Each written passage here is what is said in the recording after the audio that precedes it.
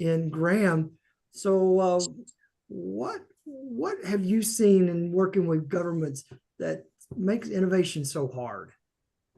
I think I'm going to twist your question a little bit, Mike. You know how I do. And answer it this way. I think what I've seen and I think what I've heard consistently, especially at the Transforming Local Government conference, the TLG conference each year, is that the organizations where they have that culture that allows people to take risks and the psychological safety to take those risks and to be innovative, that's where you see the most innovative leaders because they have that culture there that inspires that and encourages that and empowers them to do that. Yeah, you're exactly right. Culture's everything on this. Well, I want to introduce our guest today and throw things over to them. First of all, with us is Connie Minich. Connie is Senior Vice President for SGR. She has been with us for about a year, and what a difference she's made. She's very innovative herself, has had a long career in local government, has been super in helping us update and write some curriculum. And really, we just feel like we're just getting started to work with you, Connie. And so, welcome to you. And you're going to be partnered with Mike Herr, who is a longtime champion for innovation in local government. He's currently the city manager in Bartow, Florida.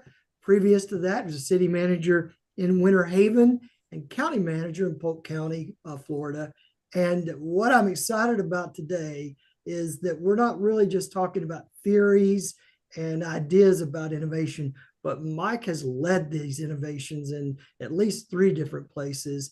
And so we're really excited to have you here, Mike. Thank you for taking the time, both you and Connie. And I want to throw it over to you, Mike, and have you talk to us about how this really happens in the real world. So take it away. Well, Mike, thank you very much, and Connie, always good to see you. And I'm glad that we're being able to continue our opportunities to work together. Yes. The gosh, let me see how to address this. I think that first thing that probably people when you're talking about innovation and when you're talking about changing the organization, and I think it's really critical. I think it's really important that you spend some time kind of sizing up the organization, establishing a baseline, and figuring out, from a culture perspective, what are your key issues? What do you have to what are the top 10 issues organizationally that you really need to face? And I think you do that by having a cross section of employees where you get regular input from the men and women that make up the workforce. And then you've got to assemble your leadership team and be talking to your department heads and division directors and making sure and just seeing what do they think the top 10 issues are, and to see, are there alignments between employees and leadership, or are the perceptions and realities different? In Polk County government, I think that, let's see, I worked in Polk County there for 12 years. I came in as a department head and then got promoted to county manager. I would have done a strategic thinking session. Now that I know what I know, I would have done it earlier rather than waiting, but nonetheless, we did it in 2007, 2006, something like that. We assembled our directors and division managers, and I hired an outside facilitator to work with us.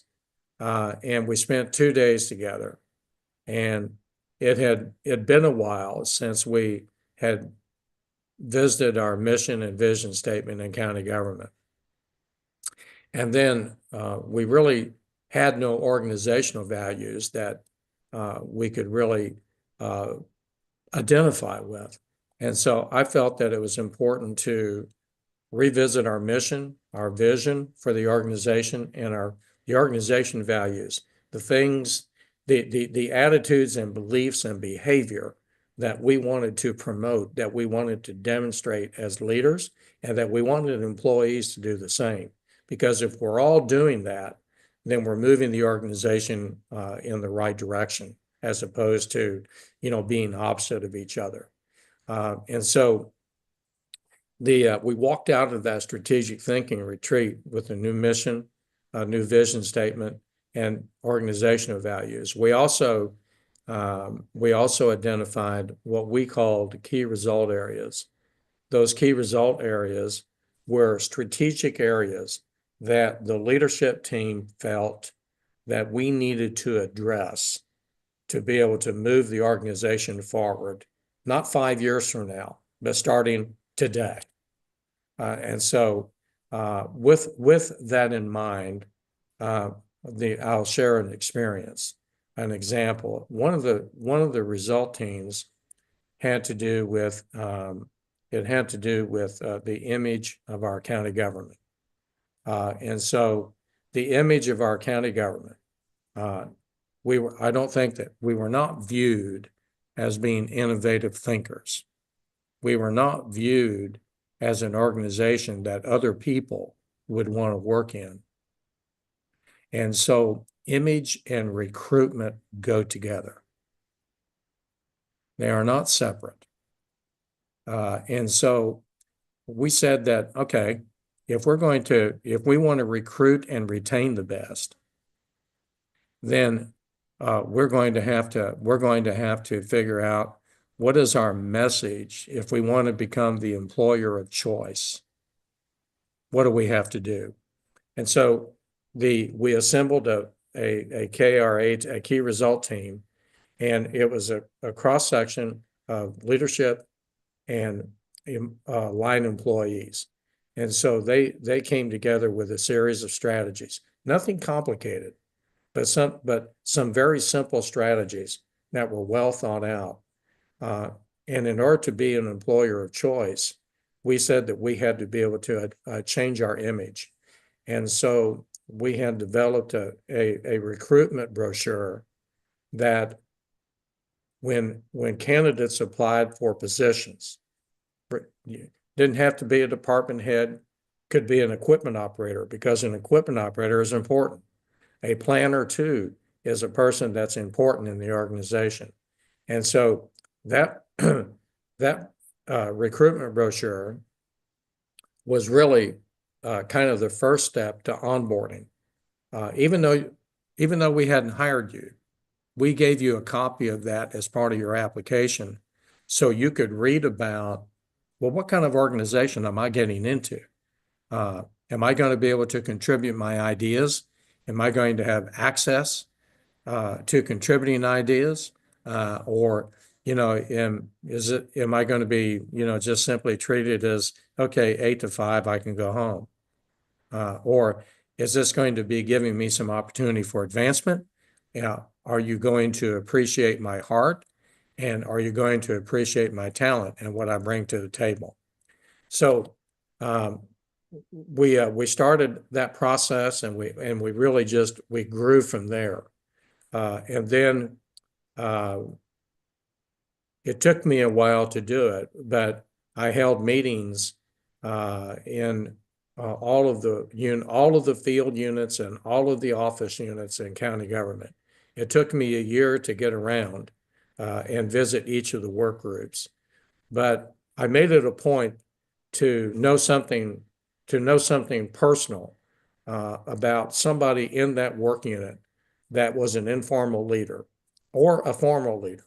But I wanted to focus on both, but it was really that informal leader that I was looking for, because the informal leader moved us in the direction of emerging leaders. And an emerging leaders program was developed by one of the KRA teams. And the emerging leaders program for us, we had, and this is part of innovation, the emerging leaders program, we had a lot of people that were talented, and they had a lot of intangibles and a lot of intangible value. But when you get right down to it, hey, they didn't have that 5 years of experience to be able to say that I was a working supervisor, I was an office manager, whatever the situation might be. If they wanted to be in leadership, well, government, or it's one of the traditional sides of government, got to have a job description, got to have a pay grade, got to have a job title. That job description is going to have the minimum qualifications for the position. And so many times, we put in there 2 to 5 years of experience or whatever. And so we created an emerging leaders program that was voluntary. Employees had the opportunity to go through a process that started with their immediate supervisor, and of course worked its way up through the chain of command, to the department, to HR, and then to the city manager's, or to the county manager's office at the time. But it doesn't make any difference, city or county. And we selected a class of people that wanted to be leaders. And so we developed a curriculum. And then at the end of that curriculum, we celebrated their graduation. They became an emerging leader. And this was another example of succession planning, because we were beginning to lose our institutional knowledge at that point in time. This is 2003. We had a lot of baby boomers that were retiring, and we had people. People were leaving, or people were retiring. So, in order to become a stronger organization, we felt as a leadership team that we needed to develop talent from within. So that pipeline had to start from within.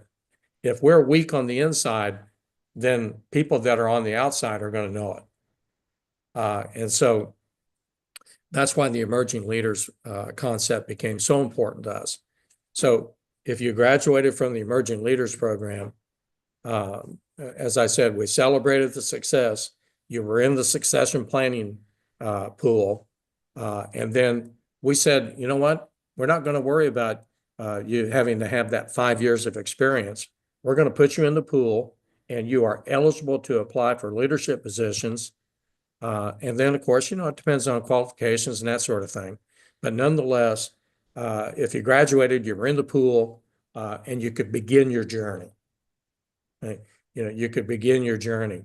So, that's an example of how innovation works together. It's not just about producing widgets better, faster, cheaper, although that's part of it. But I will say, leading to that concept, we were really very proud of we created several better, faster, cheaper teams. Because in county government, you have a lot of processes that need to be connected, but we're used to being in silos, right?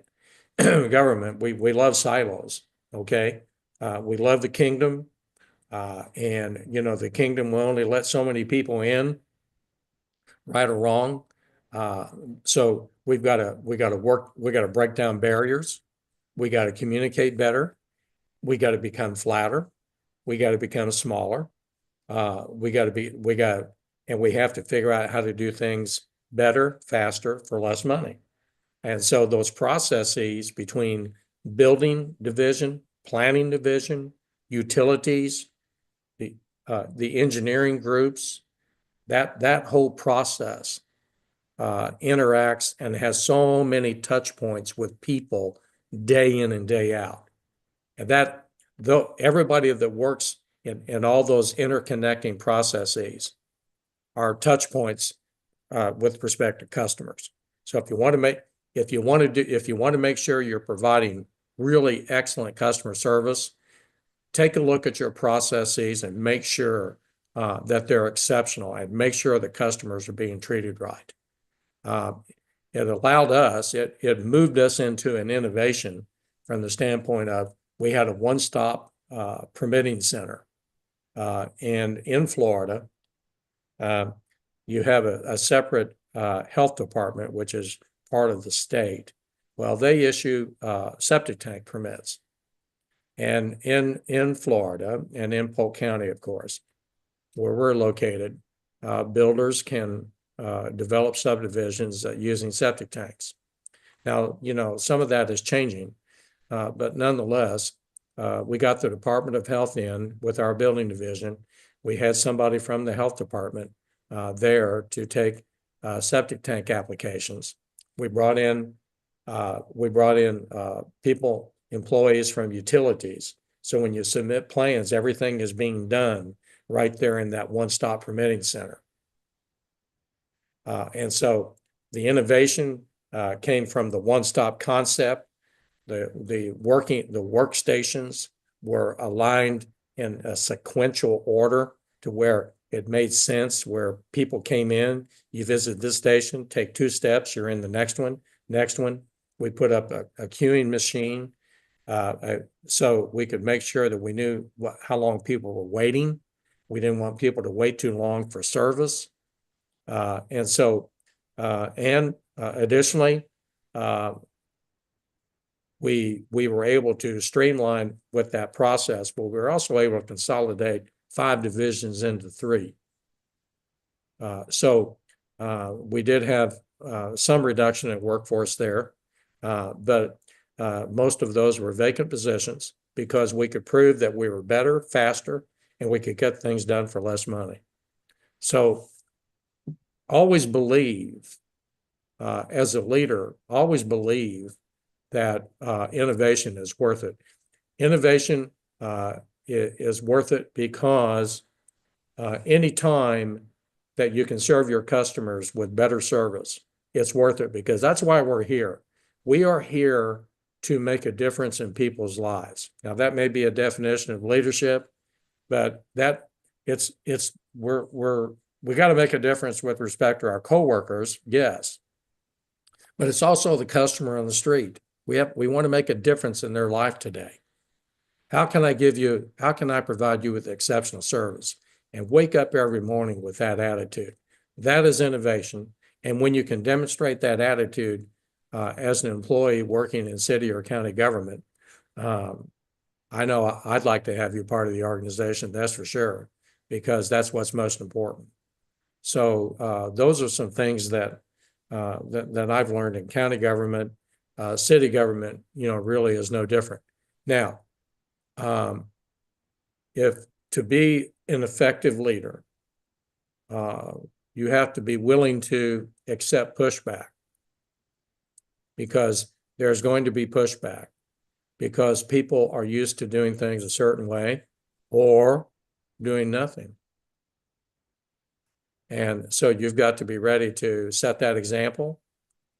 And you've got to be willing to push the envelope. You got to push the envelope. And people love to give all these personality tests and all that stuff. That's good. I am a high D, I'm off the scale when it comes to being a driver. So being a driver means, number one, you have to believe in yourself, and number two, you've got to work hard at knowing the right questions to answer or to ask, and then you've got to know the answer to the questions. That's what I've tried to really pride myself in, is making sure that I'm prepared every day with respect to leading the organization. And I got to know as much as the people inside the organization in order to be effective. I can't be an effective leader if I don't know a little bit of something about what they do. And I have to be willing and open-minded to ask them. And tell me, what is it? And I spent a lot of time in my career visiting workstations and talking with people and finding out what they do and why they do it and that sort of thing. And that has helped lead me into understanding the importance of innovation, because employees, they're the ones closest to the customer. They know best how to take care of things. And so if you listen attentively and you have an open mind, and you're willing to accept suggestions from employees and recommendations and make them feel part of the culture and reward them for best practices, then you'll go a long way toward providing your customers with exceptional customer service day in and day out, because it'll continue to happen. People, men and women, they want an opportunity to be heard, and they want an opportunity to contribute. And if you let them do that and reward them, it'll come back in dividends again to better customers, or best treatment of customers. That's the way I see it. Thank you. Thank you, Mike. Herr. Mike, let me ask you a question before we let you get away that came up. This is somebody asked, they said, this idea of a one-stop shop is something they're working on in their organization. So what's your viewpoint on how technology and customer desire for online processes, how's that changing the way you approach this? Technology is very important to a one-stop shop. Now, there's a lot of permitting software that's out in the marketplace today. So I think that before you jump into that, because there's a lot of companies out there, and they do a whale of a job marketing their product. Mm-hmm. And so it's easy to be sold something. It's important for a department head or a city or county manager, whatever role you are in the organization. It's important that you buy something, that you're not sold something. Mm-hmm. And it's important that you've got to have a really good technology director. So if you got a good technology director that is innovative, that is trustworthy and trust other people, and is open-minded to having technology shared, then that's making the decision on the software is really important. For example, part of that one-stop permitting, now developers can submit electronic files, electronic plans. Now they don't have to produce 20 sets of plans and have a carrier deliver them to the development review office. That all that information can come in electronically, and so that saves the customer time. And then electronically, everybody, your development review committee can take care of reviewing plans right from their workstations. They don't have to go to a meeting. They don't have to look at things manually. They can do it electronically. So I think what's important, I think you got to have a savvy technology director, and you've got to have a technology director that believes in being innovative and not a protector. Well, thanks. I wanted you to make sure you answer that. Connie, forgive me for interrupting there. Let me toss it back to you. And I know you've got some slides to share. Yes, I do. Oh, no problem.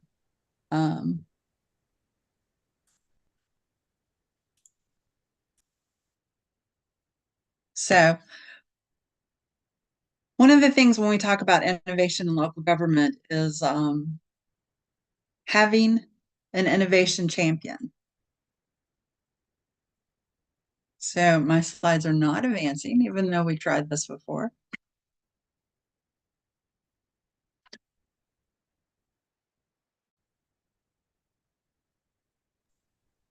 You might try using your mouse if you're not. Yeah, I just decided to get back. And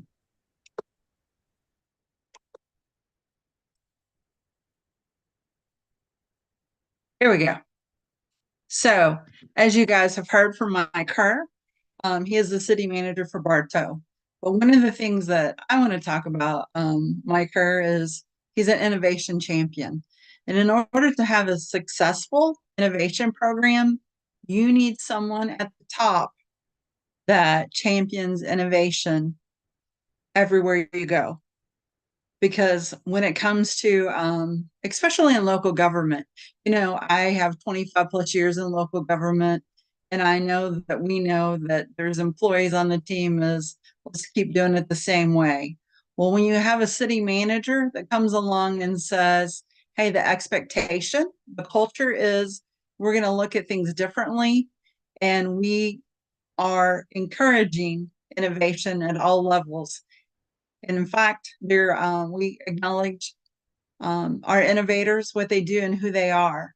So we're going to briefly talk about Bright Ideas, which is a program that I wrote out under Mr. Herr's leadership when I first worked for the city of Winter Haven as the organization development manager. He was the city manager there. On my 4th day, he says, congratulations, we're going to roll out innovation. Are you ready? And I, of course, said, yes, sir. One of the things that Mike talked about is it's very important for employees to have a voice in improving city operations. Employees are the front line, and they know how we can do things faster, better, smarter. They also want to have a voice. I think traditionally we have given voice to leadership, but when you have a great innovation program, that gives an opportunity for all employees at every level to have a voice in improving city operations. One of the things we talk about is in customer alignment. How will innovation impact your community, your citizens, your customers, or what will be the employee benefits from this bright idea? And a couple of things, when you give voice to all your employees, that's an employee engagement strategy. It's an attraction and retention tool, as well as it gives them an opportunity to show that they, whether they're in a formal emerging leader program or not, that they think outside the box. And each and every day when they come to work, they're looking at doing things differently. When you adopt and implement bright ideas, one of the things that comes across is, as a general rule, you're going to improve customer alignment in more than one area. Because if you improve employee benefits, that it will lower your costs to train and hire. When you look at doing something for the community, it will increase the benefits for your citizens as well as the customers. The purpose and function of innovation, no matter if you're in local government or you're in business, everyone knows that it's a way to increase organizational effectiveness. That's a given. But one of the things that you need to look at when you're introducing an innovation program is having the mindset and the expectation that we're going to have collaborative team solutions. Like Mike Herr talked about silos and the different departments. Well, when you look at and have the mindset that, hey, we're a culture of innovation, that kind of breaks down those silos, as well as it automatically makes the teams come together to look at the solutions. And then a lot of times in government, like I said, we get caught in the trap of we don't have to do anything different. They have to come to us as a customer. They can't get water or electric from anybody else. But when you have the culture of innovation, you go from that concept to the team realizes at every level, every day, that we're going to think about and encourage process improvement. We are a culture of change, and innovation is a way to do that. I've just highlighted the steps in the innovation project at Bright Ideas, well as the city of Winter Haven, the city of Bartow. And before I went to the city of Winter Haven, I did work for the Polk County BOCC. On their innovation program. It was not in the same time frame that Mr. Herr was there, but it goes to say that he wrote out that program, and he worked there from 1998 to 2010. And so when I worked there, that program was still going and still strong, as well as they had the data and information of how much money they have saved in all the projects and items that have changed. as well as the processes were documented because of innovation programs. So at the City of Bartow, one of the things we got to talk about is you just got to encourage creativity and innovation. And like I said, that's a culture, that's a mindset. And when we launched this program, the two things that we did and we did well is one, I went out and I met with every director as well as a team lead, and we talked about the importance of this program and about creativity and innovation. And then two, we created a framework for it to be an easy, simple process. Their employees can submit their bright ideal in two ways. They can submit it in paper, pencil format, as well as they can go to the HR landing page and submit that online. It's one of the goals and the concepts that's always been of my career is that some of our frontline staff do not have access to computers, nor do they feel comfortable doing that. So how do we make sure when we say all employees have a voice, how do we have a program that employees of all levels can submit bright ideas? So upon receiving those, we have innovation champions. We talked about Mr. Herr being the biggest innovation champion, but one way to have success in your program is to have innovation champions at all levels. You need to have some type of employee resource group. At the City of Bartow, they call it the A team. And so that team represents every department, because when you get a submission of a bright idea, you need to look at that and evaluate that. And who does that?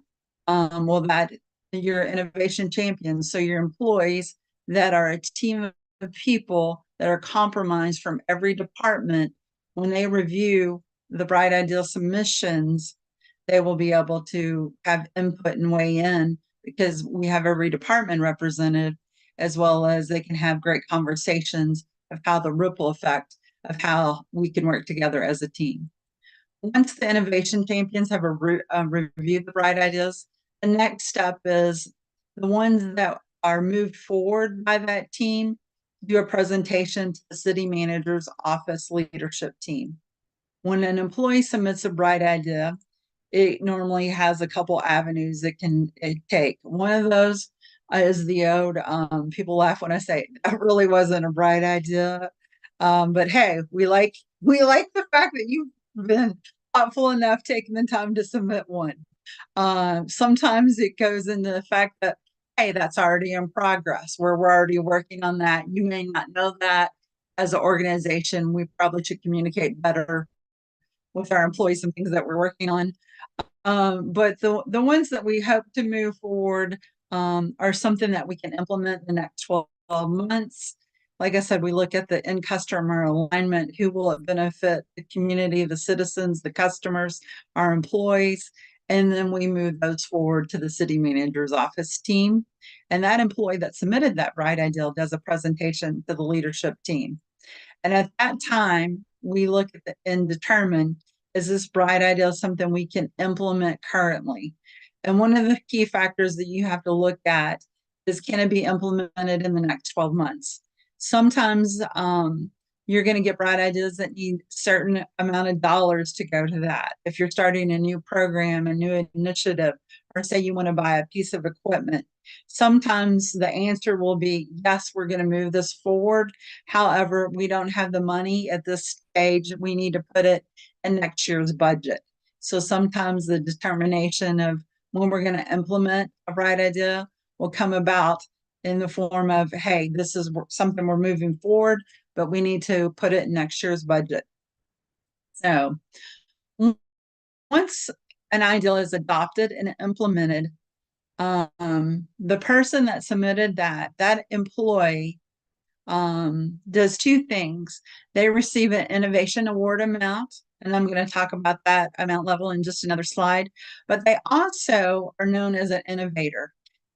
One of the things I've wrote about innovation programs, this is my 5th or 6th time, and it's very important to some teams, but particularly the City of Bartow, to be known as an innovator. So we've taken additional steps to, once we have a bright idea that's adopted and submitted, that there is a big to-do about, hey, as a team member, as an employee for the city of Bartow, you're known as an innovator, as well as there is a cash award amount that goes with that. When we talk about that, it can be similar to gain sharing in corporate America. Obviously, in local government, we don't have a fat checkbook that a lot of corporate America does. However, we do, if innovation is important to you and your team, you will take the steps needed to include that in your annual budget. And so the person, the employee that submits as well as sees that bright idea through the process to implementation, and it's adopted in working and going well for the city, then they are awarded the innovation award amount. And it ranges from $250 to $3,000. And some of you are thinking, well, hey, that's a big span. Well, two things happen. One is when you look at innovation, we look at how much cost savings is that. Is it something that we've saved money on? Is it something that we've increased our revenue because of? Obviously, those things go to the higher level of 3,000. I wanted to talk just for a minute about the $1,000 innovation award, because one of the other mindsets when you have a great innovation program is that your employees, your team, and your department directors at the city or county level, they understand the concept of best practice, as well as we are communicating that to all employees. What is a best practice? As we know, it is the accepted way, and then sometimes kind of when it says best practice, a superior way of doing things. It's adopted. It's people that may have implemented this in other cases. It could be evidence-based practices, things like that. Because when we talk about best practices, and sometimes your bright ideas are not going to have measurable cost savings or avoidance or increase in revenue or productivity, but it can change the way you do things. An example of that would be one of the Bartow Bright Ideal submissions is there's a program that the one of the departments got together, and they're calling it the Angel Fund. And so that's basically code enforcement. And they came about a best practice.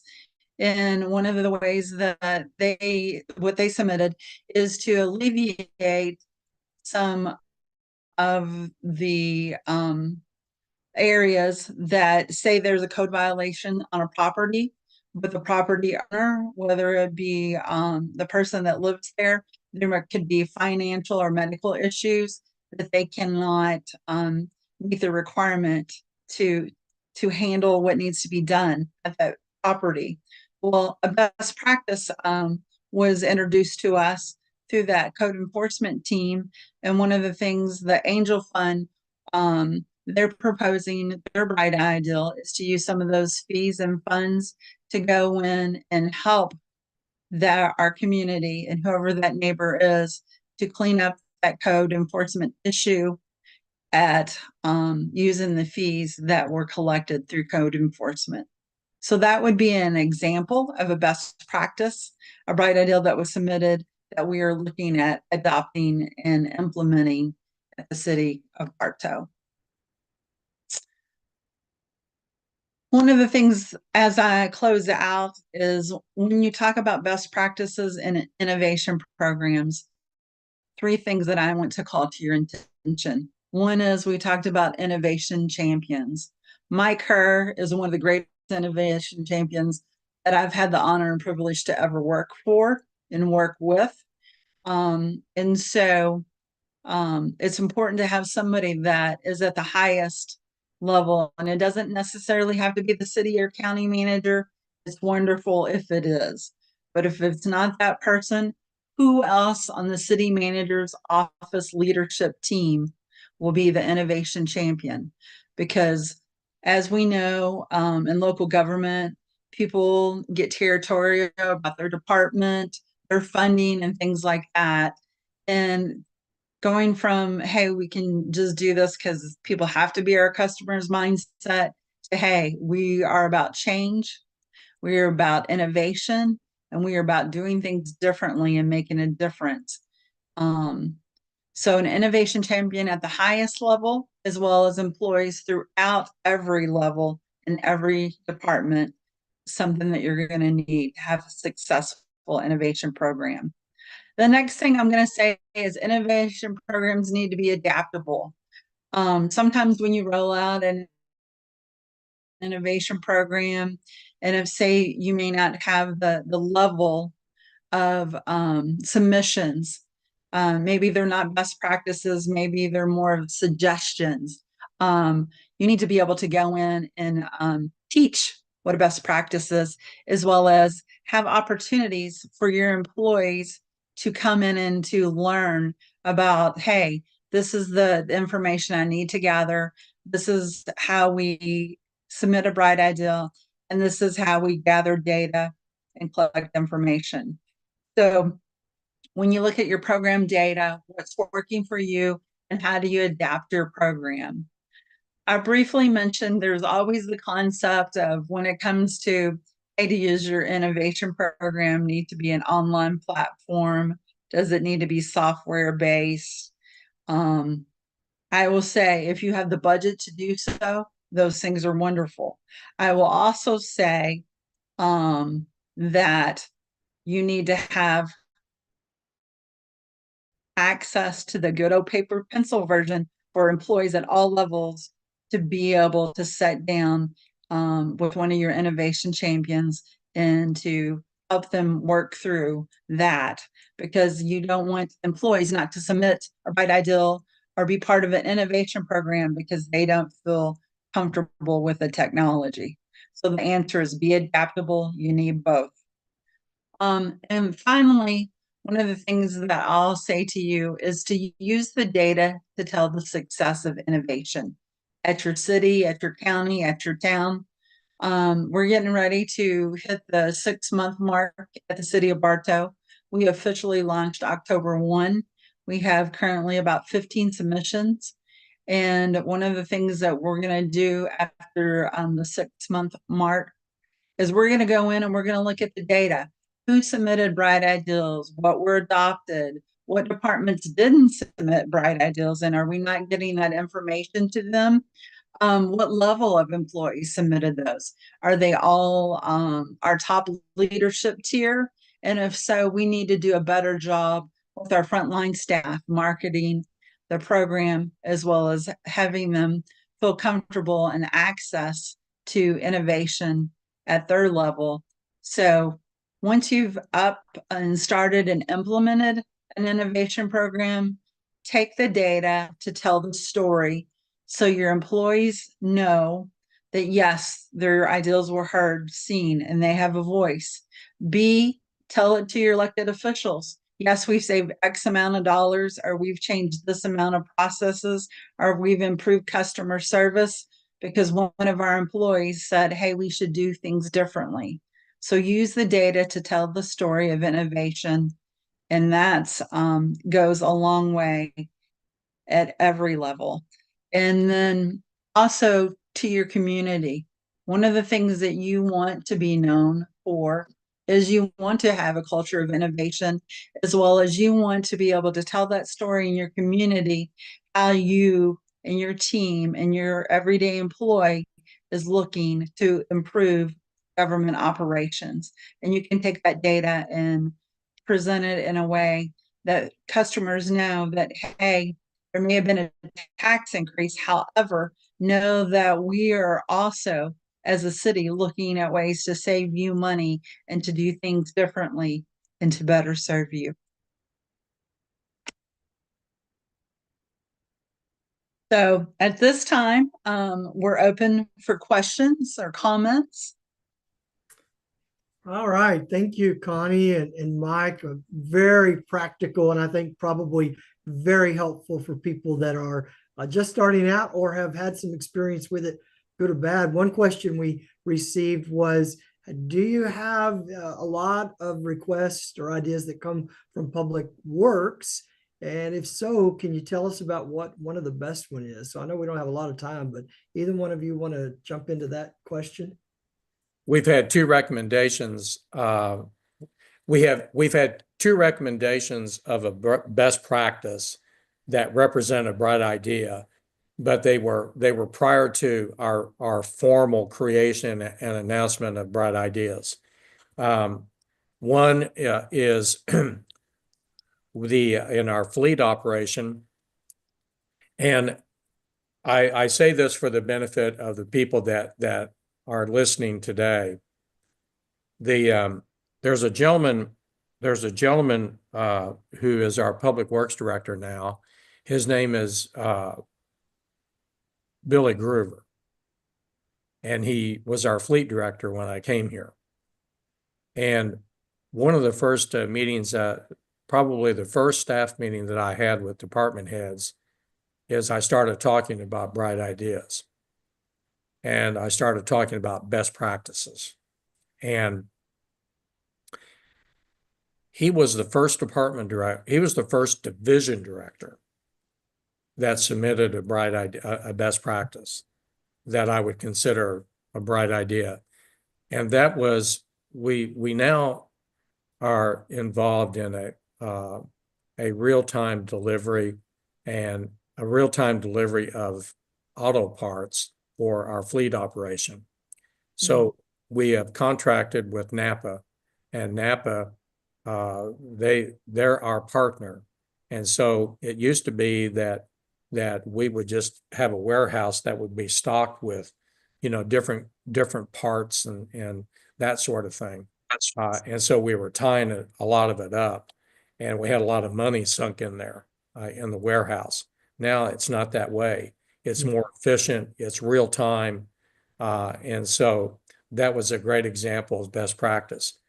That decision led me to promote him to the interim director when the outgoing director retired. And now he's our public works director today. Wow.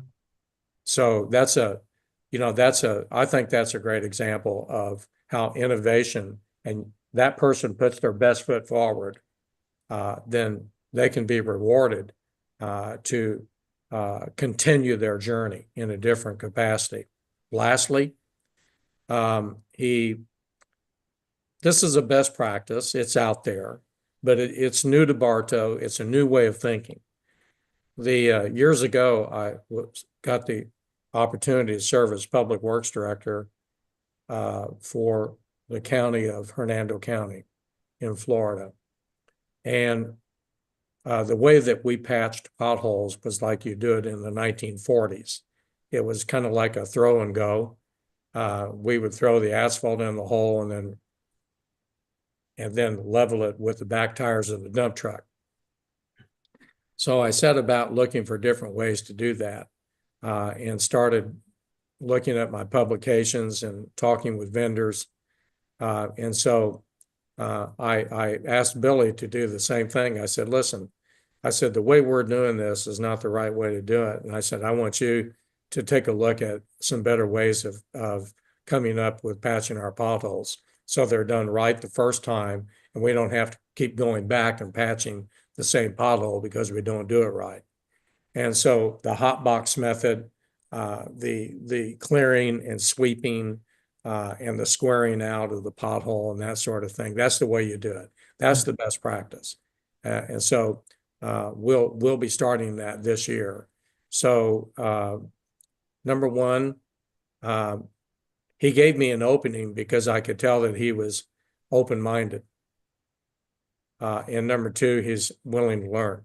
And so you got to look for people like that on your team.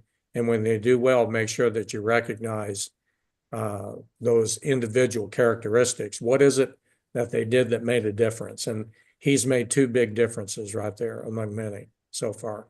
Yeah, it's a great illustration of what gets rewarded gets repeated.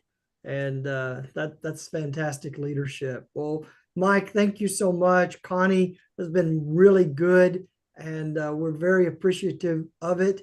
And Carissa, I want to see you have any final words you want to share with everybody today. Well, thank you again, Mike and Connie, and thanks to everyone for joining us. And of course, I'm not going to shy away from dropping a little shameless plug for our upcoming TLG conference, which is going to be in Scottsdale in April. It's April 7th through 9th, and I'll put the link here for registration in case anybody wants that, but also you can find that on the SGR website or the AFI website. So we hope to see you there to learn more about innovation in local government with us. Thanks, Carissa, and thanks again, Mike and Connie, and to Lisa Shook, who does all the work behind the scenes. Really appreciate that. And for everyone that's joined us today, hope you have a great week, and we'll see you down the road. Okay, thank you. Look forward to seeing you again. Connie, thank you so much. Take care, everybody.